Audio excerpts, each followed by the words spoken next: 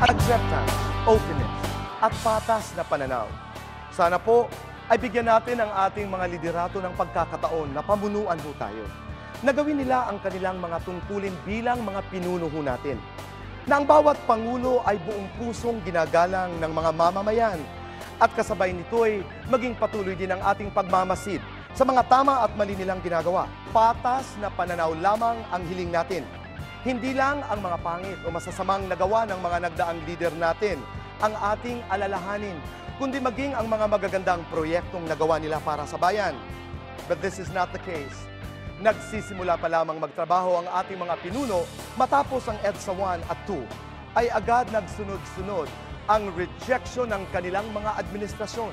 Ano ba ang kwento sa likod ng mga paulit-ulit na rejection of leadership na yumanig sa mga administrasyong Aquino, Ramos at Arroyo? Panoorin natin ito.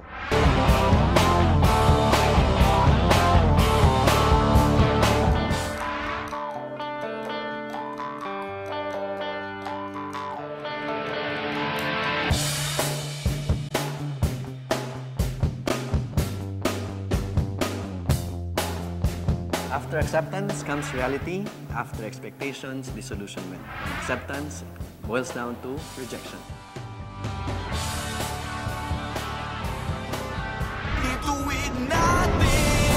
Ang ating bisita, Congressman Rodante Marcoleta at si General Red Capunan. During the time of President Cory, there were 7 coup attempts. Out of the 7 listed attempts, ang ginawa lang po ng RAM 3. All the rest, operations by the Marcos loyalists. Ano po ba ang adhikain nyo noon to be heard o patalsikin din po si President Cory? The expectation was so much. PCGG at the time was raiding alleged cronies, and the things that they get do not even get to the coffers of the government.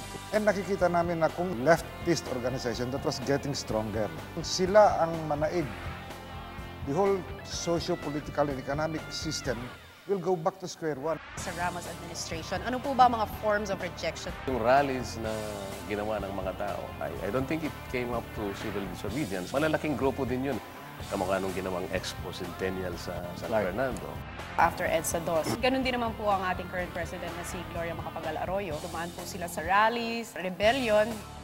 Ang sinasabi ng ating saligang batas, we should process this. In-endorse ko yung impeachment. Sinunod nun namin yung rule of law. Hindi nga nagkaroon ng formal na closure dahil nga sa dami ng sektor naman na bumabatikos. Inamend nila yung complaint. Dinagdagan nila ng political killings, LRT projects ang huweteng. Sabi ko, grandstanding na yan eh. You are not improving the complaint. You are just trying to improve the numbers of possible signatories because we need 79 at least. I stick with the original complaint. Let us not be doing this na mag-grandstand lang tayo. Wala namang pupuntahan. Kanya po ako, disappointed din ako. Ano po sa tingin ninyo ang paraan na pwede natin gawin para matapos po yung vicious cycle kapag po nagkakaroon tayo ng bagong presidente? Sana po ituwid ng militar. Huwag na po sana silang sumali doon kasi nakalagay sa ating constitution na ang members po ng armed forces should be non-partisan. Hindi naman po maganda na palagi nang nai-involve ang militar para lang palitan ang isang pangulo ng bansa. I would not advise that. That is just a course of action na parang kahuli-hulihan mo na lang. Last resort. Last resort na lang. May kasabihan, pagdating sa politika, there are no permanent friends, only permanent interests. Kitang-kita natin na nawala ang pagkakaisa ng adhikain para sa bansa at nagkaroon ng napakalaking hidwaan na nagulo ang sambayanan. Tulad na lamang ng ating natunghayang kaguluhang matapos ang EDSA 1 at EDSA 2. Mga kaalyado o mga pinagkakatiwalaang opisyales ni na Presidents Aquino, FVR, and Arroyo mismo ang humiwalay o namuno ng paghiwalay at pang-iiwan sa kanila. Kilalanin natin kung sino-sino sila.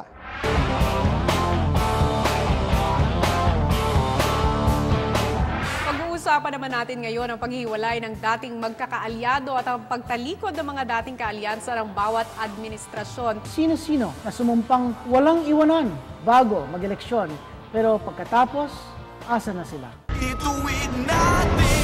Sa administrasyon ni President Cory Aquino, tumalikod sa kanyang dating Vice President. Ayon sa libro ni Vice President Laurel, nabuo yung Doricoy Institute. Ang kasunduan, ang magpapatakbo ng gobyerno bilang Prime Minister ay si Vice President Laurel at si Pangulong Cory ay nominal head. Nung una, sinatupad ang pangako niya kay Doy Laurel. Itinalaga siyang isang Prime Minister.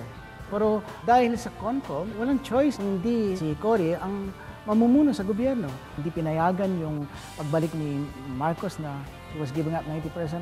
Binungkahin niya pagkatapos makipag-usap siya sa pamilya ni Pangulong Marcos na 90% ng sinasabing ill-gotten wealth ay babalik sa gobyerno. Ngunit hindi pinayagan yun ni Pangulong Cory. Si Senator Juan Ponce Enrile, siya rin po ay humiwalay kay President Cory. It was a collision of convenience. Hindi magkasundo. Naituwalag yung mga miyembro ng kabinete na nirekomenda ni Enrile. Hindi nagustuhan ni Enrile yung policy ng Cory administration na makipagkasundo sa mga komunista. Dito naman ho kay FVR, sino ho tumiwalag sa kanyang administrasyon? Pinaka-prominente dyan si Secretary Revilla. Umalis sa lakas at nagtatag ng sariling partido. Ang buhat niya yung pagkakapili kay Speaker de Venecia. Bakit na-endorse ang presidential candidacy ni then Speaker Joe Vito Menendez? Ramos was a minority president. Sa tulong ni Speaker de Venecia, nakuha ni President Ramos yung suporta ng kanyang mga nakalaman. Isa rin ho sa tumiwalag si Peter Garrucho na nag-serve as little president. Siya ang campaign manager.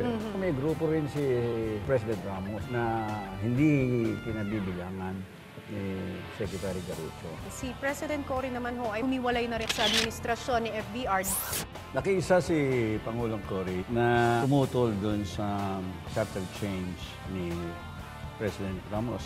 Yan din ho ang na-experience ni PGMA sa kanyang vice-presidente na si Chofisto Gingonan. May kinalaman doon sa foreign policy na Mindanao issue.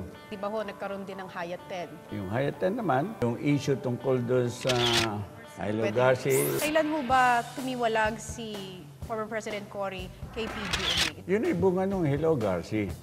Nakumbinsi ni President Cory, si Pangulong GMA, no? Magsabi nung tinatawag na Hello Garci apology sa inaakala niya nagbibigay wakas doon sa controversy. Hindi naman pala nangyari. Policy differences with the President, Vice Presidente, cabinet members. And if you cannot be constructive, you keep silent about it rather than alienate the people's goodwill towards the President. Maganda mang image na pinapakita natin sa ating mga mamayan pag gano'n na nangyayari na instead of helping the President rule better, that sila mismo na sinasabi na hindi karapat dapat si President Jr. Hindi lang maganda, nakakagulo pa.